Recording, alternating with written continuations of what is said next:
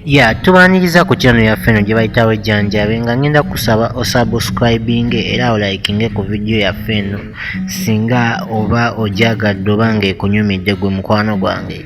Ninga video ze tukola si za kunyuma wabula nga za kumanya ddagala na kulitegeera era na kulyejjanjabisa.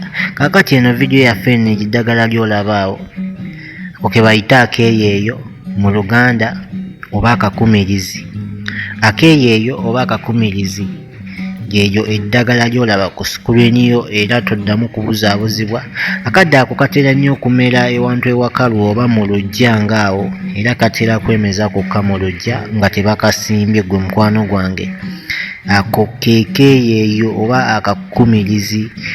Video zaffe zino ze tukola ngenda kusaba ozaagala era ozirabe kubanga mu maaso eyo nja kuba nkunnyonnyola kikolo ku kikolo kye mba nkusomesezza essaawa zino. Kikola ki, okikozesa otya, mu budde ki era kikuyambe ki. Ndakusaba olikinge following channel eno.